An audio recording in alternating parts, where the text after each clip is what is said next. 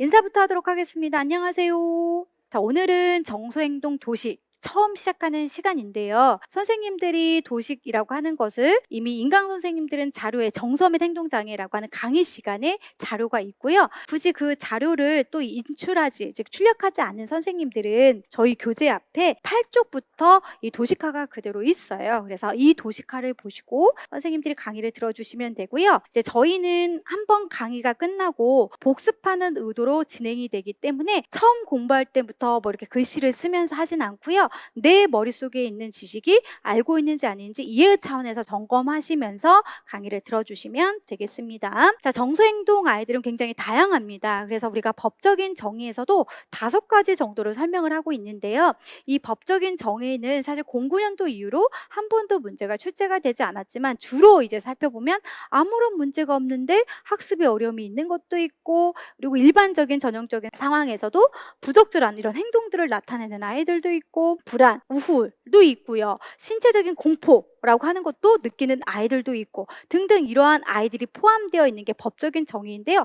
저처럼 대충 보면 알고 정확하게 법에 있는 내용대로 기억을 하셔야 되겠습니다. 그래서 저는 선생님들이 다 할 거라 믿고 주로 중요한 임용과 관련했을 때는 교육적 정의, 추후에 장애 유형을 판단을 할 때에는 임상적인 진단 기준이라고 하는 것이 중요한 거니까 여기서부터 이제 들어가도록 할 건데, 결국 임상적 정의는 의학적인 정의이기 때문에 의사들이 만들어 책에 의해서 이 아이는 품행장애입니다, 이 아이는 주의력결핍 과잉행동 장애입니다 라고 활용하는 그런 DSM-5라고 하는 편람체, 편람표를 잘 기억을 하셔야 되는 거고요. 교육적 정의라고 하는 것은 교사들의 관점인 거구나. 일반적으로 이러한 아이들이, 즉 모든 학생들 일반 학급을 머릿속에 이미지를 그리시면 되고요. 이런 일반 학급에서 아이들을 보니까 어떤 아이는 아이들에게 공격적인 행동을 하는 빈도가 굉장히 높기도 하고 강도가 세기도 하고, 그리고 심각하다는 거죠. 강도가 세다는 건 그만큼 심각한 거고 오래 나타나기도 하고 여러 가지 문제 행동이 섞일 수도 있거든요. 그래서 일반 교사 관점에서 특수교육 대상자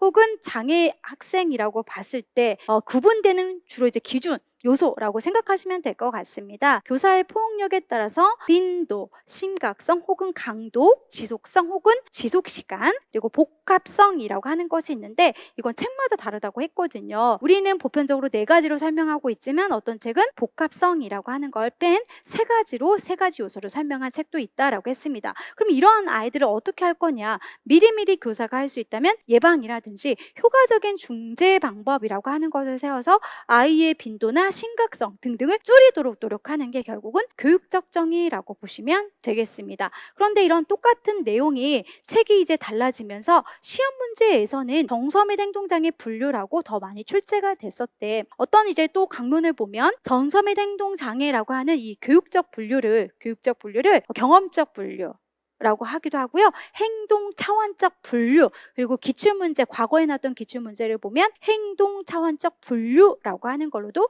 설명하기도 해요. 용어는 굉장히 다양합니다. 그렇지만 이미 배웠던 내용대로 내재화, 내연화라고 하는 것은 행동으로 분류를 해보니까 어떤 아이는 우울하고 불안한, 이래서 자기의 감정을 지나치게 통제하는 아이들도 있고, 어떤 아이들은 이 행동이 너무 지나치게 겉으로 드러난다는 거죠. 그래서 자리를 돌아다닌다든지 친구에게 공격적인 행동을 하는 공격성, 반항 행동들이 나타나는 아이들이 있더라. 그래서 특히 외허나 외재화 같은 경우는 통제가 결여된 아이들이다라고 설명하기도 한데, 그럼 이 2가지를 표현을 했을 때 교육적 분류 혹은 행동 차원적 분류라고 하는 걸로 표현을 했을 때 얻을 수 있는 장점은 뭔데? 의학적인 분류, 정신의학적인 분류, 임상적인 정의처럼 품행장애야. 얘는 불안장애 중에서도 분리불안장애야 라고 하는 건 명칭이 부여가 된대. 하지만 교육적 분류에서는 그냥 내현화의 문제를 보여, 어려움을 보여, 외현화의 어려움을 보여 라고 하는 것이기 때문에 낙인을 줄일 수 있는 게 가장 큰 장점으로 볼 수가 있구나. 혹은 그 전에 내재화, 가만히 있는 아이들이 얌전하고 순한 애들이 아니구나. 어떻게 보면 우울과 불안이 같이 섞인 아이이기 때문에 내재화에 더 관심을 가질 수 있는 계기가 되고요. 조금 더 보신다면 여기 앞에 교육적 정의에서 설명하고 있는 구체적인 중재, 예방적인 것들을 우리가 더 자세히 알 수 있다, 세분화할 수 있다라고 하는 내용들도 있어요. 자, 단점이라고 하는 것은 이 두 가지를 가지고 있는 아이들을 장애의 동시 발생 혹은 장애의 공존이라는 그 용어를 쓰는데요. 이 두 가지는 그러면 어떻게 우리가 분류를 할 것인지에 대한 문제를 보이기도 하더라. 혹은 큰 틀에서 정서및 행동장애 혹은 학습장애 이렇게 두 가지 가지고 있는 장애 아이들을 어떻게 분류할 건지도 보시면 되는 거지요.